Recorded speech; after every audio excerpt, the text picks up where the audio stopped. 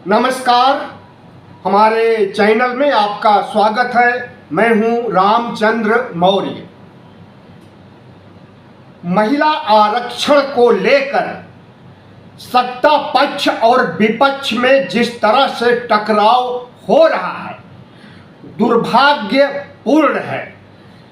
Delimitation को लेकर जिस तरह से सत्ता पक्ष और विपक्ष संसद में एक दूसरे के ऊपर आरोप लगा रहा है और महिला आरक्षण में देरी का अंदेशा जता रहा है, उससे यही लगता है कि नरेंद्र मोदी सरकार की नीयत ही नहीं है कि महिलाओं को लोकसभा और विधानसभा में 33% आरक्षण दिया जाए। यानी लोकसभा और राज्य की विधानसभाओं में जितनी सीटें हैं उसकी 1/3 महिलाओं के लिए आरक्षित हो। इसके लिए बजाब्ता 2023 में कानून बना दिया गया। कानून का नाम है नारी बंधन शक्ति अधिनियम, और इस अधिनियम के बनने के बाद शर्त रखी गई है कि जनगणना होगी और डिलिमिटेशन होगा। उसके बाद विधानसभाओं में और लोकसभा में महिलाओं को 33% आरक्षण दिया जाएगा। सबसे बड़ा सवाल तो यही है कि महिलाओं की भागीदारी आधी है। लगभग 1000 पुरुषों पर 947 महिलाओं का अनुपात बैठता है। तो जब महिलाओं की भागीदारी देश में 50% है तो उन्हें सिर्फ 33% आरक्षण क्यों दिया? और अगर 33% आरक्षण दिया गया तो वह समय से नहीं दिया जा रहा है। एक झुंझुना पकड़ा दिया गया है कि आरक्षण दिया जाएगा ताकि महिलाओं का वोट सत्ता पक्ष अपने पक्ष में कर सके और अभी से महिला को वोट बैंक बना करके राज्यों के चुनाव और केंद्र के चुनाव जीतता रहे। तो यह नरेंद्र मोदी की फितरत है। वरना 2023 में जिस समय नारी बंधन शक्ति अधिनियम बनकर तैयार हुआ था तो उसी समय लागू कर देना चाहिए था। डिलिमिटेशन और जनगणना का इंतजार नहीं करना चाहिए था।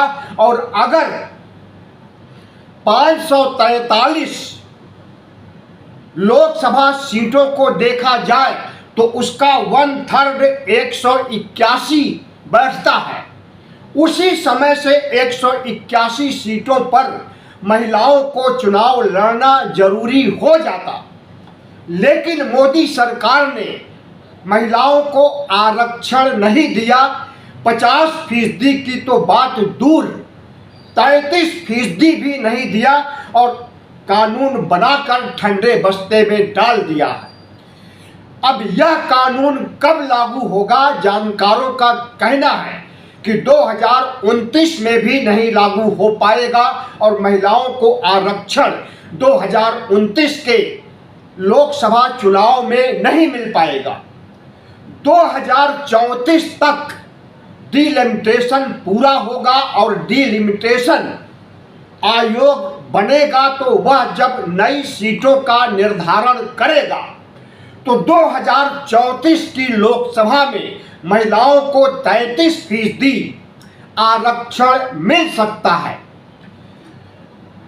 आपको मालूम होना चाहिए कि आरक्षण मिलेगा 2034 में और उसे बना दिया गया 11 साल पहले 2023 में, ताकि 2024 में 2029 में महिलाओं का वोट मिले और उन्हें याद दिलाया जाए कि हमने तो 33% आरक्षण देने का मन बनाया हुआ है और वह आरक्षण जल्दी मिलेगा।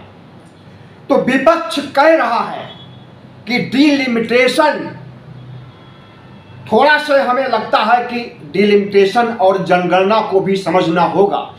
जैसा कि मैंने बताया था कि 2023 में नारी शक्ति अधिनियम जो बना था उसमें शर्त रखी गई है कि यह तब लागू होगा जब डिलिमिटेशन होगा और जनगणना होगी। जनगणना कब होगी? 2011 में हुई थी, अभी तक नहीं हुई। 2026 में अक्टूबर तक जनगणना शुरू होने जा रही है। कम से कम 2 साल तक जनगणना चलेगी, यानी अक्टूबर 2028 तक जनगणना खत्म होगी। उसके बाद डिलिमिटेशन आयोग बनेगा और वह आयोग सुनिश्चित करेगा कि कितनी सीटें बढ़ाई जा रही हैं उत्तर भारत में और दक्षिण भारत में या पूरे भारत में। तो 2029 तक नई सीटों का निर्धारण नहीं हो पाएगा किसी भी सूरत में।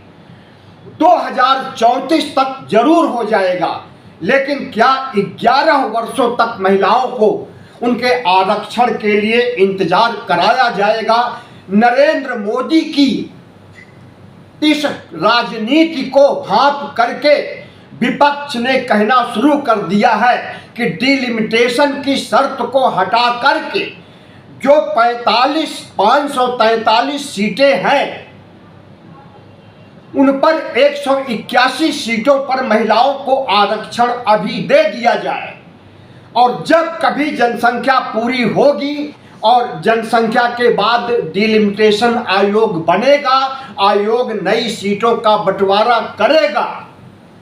सरकार का मानना है कि नई सीटें जब आएंगी लोकसभा की तो 850 सीटें हो जाएंगी, 543 की जगह 850 सीटें, और उसी समय महिलाओं को आरक्षण देना सही होगा। लेकिन विपक्ष का कहना है कि आरक्षण 33% तो 2023 में ही दे देना चाहिए था। अगर 2023 में नहीं दिया गया तो अभी दिया जाए, और जिन जिन राज्यों में विधानसभा चुनाव हो रहे हैं या होने वाले हैं वहां पर 33% महिलाओं की सीटें सुनिश्चित की जाए।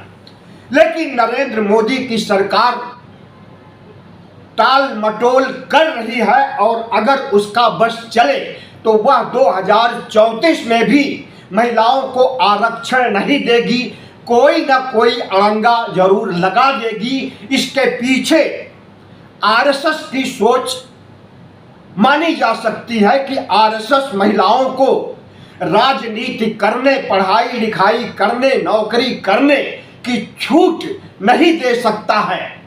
महिलाओं को विकास करने, वैज्ञानिक बनने, प्रशासक बनने, व्यापारी बनने की छूट आरएसएस नहीं देना चाहता है।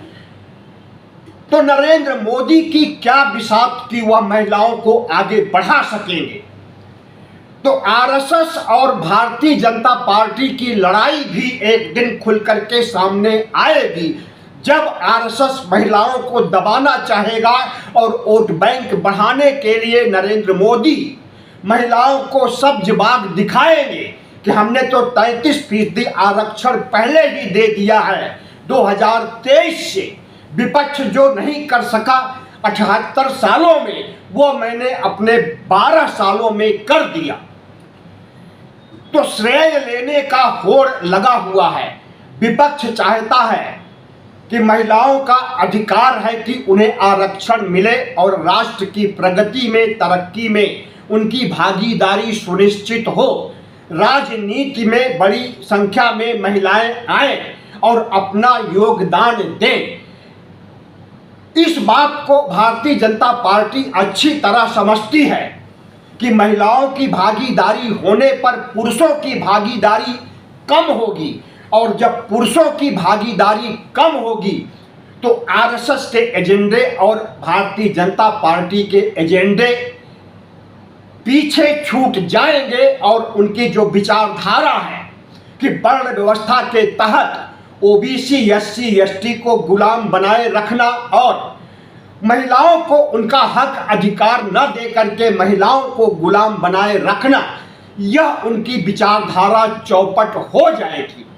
तो विपक्ष तो चाहता है कि आरएसएस और भारतीय जनता पार्टी की सांप्रदायिक और महिला विरोधी विचारधारा चौपट हो जाए, लेकिन क्या भारतीय जनता पार्टी चाहेगी? इसी की लड़ाई है विपक्ष और सत्ता पक्ष में कि प्रधानमंत्री नरेंद्र मोदी डिलिमिटेशन का नाम लेकर के आरक्षण, महिला आरक्षण को लटकाना चाहते हैं लंबे अरसे तक। और विपक्ष चाहता है कि अभी से महिलाओं को 33% आरक्षण मिले। प्रियंका गांधी ने तो चीख चीख करके संसद में कहा कि 543 सीटों में से 181 पर आरक्षण अभी से दिया जाए और जिन जिन राज्यों में चुनाव होना प्रस्तावित है उन राज्यों में भी महिलाओं को 33% आरक्षण अभी से दिया जाए। साथियों, अगर डिलिमिटेशन हो जाएगा तो उत्तर और दक्षिण का विवाद भी फिर से सामने आएगा और अभी भी उत्तर और दक्षिण का विवाद प्रधानमंत्री नरेंद्र मोदी के लिए मुसीबतें खड़ी कर रहा है। दक्षिण भारत के राज्यों केरल, तमिलनाडु, आंध्र प्रदेश, तेलंगाना आदि का कहना है कि डिलिमिटेशन होने से जनगणना के बाद जो डिलिमिटेशन आयोग बनेगा और नई सीटों का सृजन होगा तो उसमें उत्तर भारत के राज्यों की सीटें बढ़ेगी और दक्षिण भारत के राज्यों की सीटें या तो घटेंगी या फिर स्थिर रहेगी। जितनी सीटें हैं उतनी ही बरकरार रहेंगी या उसमें भी कमी हो सकती है। तो उत्तर और दक्षिण का संतुलन बिगड़ जाएगा।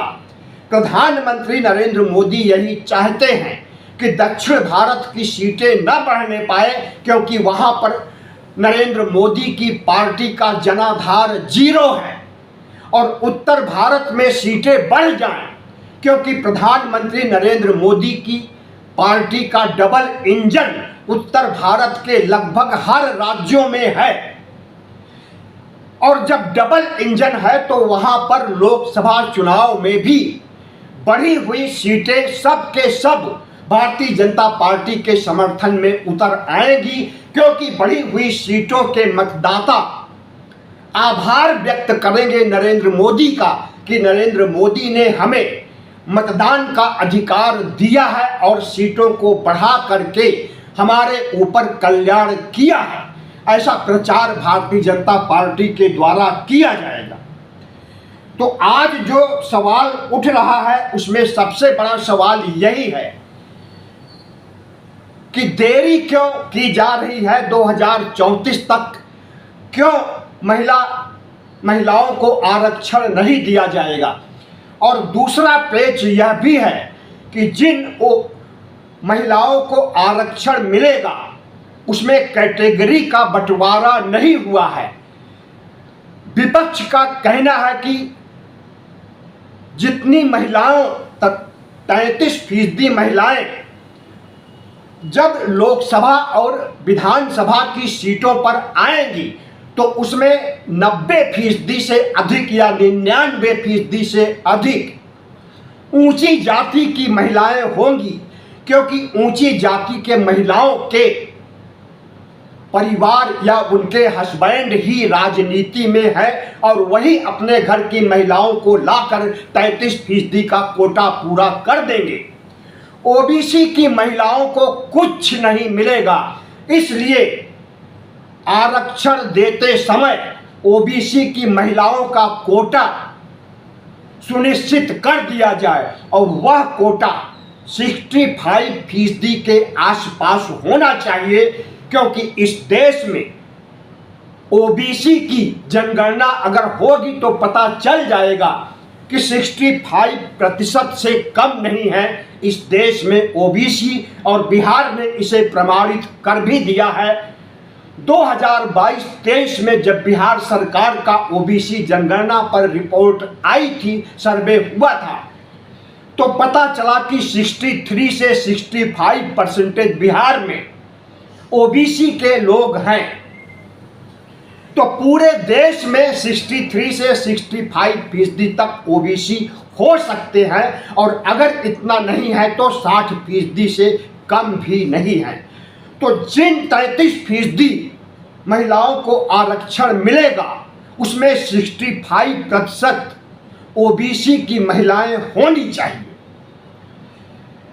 आरक्षण के खिलाफ भारतीय जनता पार्टी और आरएसएस शुरू से रहा है, चाहे वह युवाओं को नौकरी में, शिक्षा में आरक्षण देना हो, और अब महिलाओं को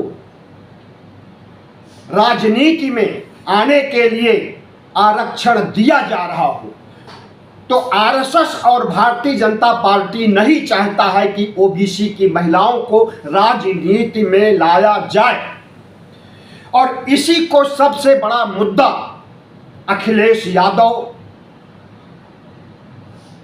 मायावती और राहुल गांधी और विपक्ष के सभी नेता इसी को मुद्दा बना रहे हैं अपना वोट बैंक पिछड़ों में बढ़ाने के लिए। तो लड़ाई जो चल रही है महिलाओं के आरक्षण पर, इतनी जल्दी से समाप्त होने वाली नहीं है। इसमें भारतीय जनता पार्टी को सरेंडर करना पड़ेगा और महिलाओं को उनका हक, अधिकार और आरक्षण कम से कम 33% देना पड़ेगा। वैसे तो 50% मिलना चाहिए, क्योंकि महिलाओं की भागीदारी इस देश में 50% है।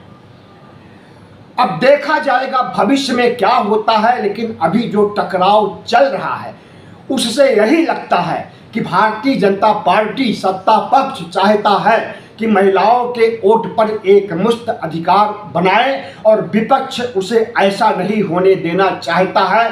महिलाओं के पक्ष में खड़े हो करके दलीलें तर्क दे करके विपक्ष चाहता है कि महिलाओं को अपने खेमे में लाया जाए और अपना वोट बैंक बनाया जाए। अब भविष्य में क्या होगा कुछ नहीं कहा जा सकता है, और डिलिमिटेशन तो अभी दूर की कौड़ी है। अभी तो जनसंख्या यानी जनगणना भी शुरू नहीं हुई है, और जनगणना अक्टूबर तक शुरू होगी 2026 में, लगभग 1.5-2 साल तक चले, और उसके बाद डिलिमिटेशन आयोग बनेगा। इस प्रक्रिया में 10 साल तो आराम से लग जाएंगे महिलाओं को राजनीति में आरक्षण मिलने के लिए। लेकिन अभी जैसे जो सिर फुटौल हो रही है, उससे यही लगता है कि सत्ता पक्ष और विपक्ष महिलाओं को लुभाने के लिए, महिलाओं को पटाने के लिए, अपना वोट बैंक बनाने के लिए कवायद कर रहा है। वीडियो अच्छा लगा हो तो चैनल को सब्सक्राइब कीजिए, लाइक कीजिए और शेयर कीजिए।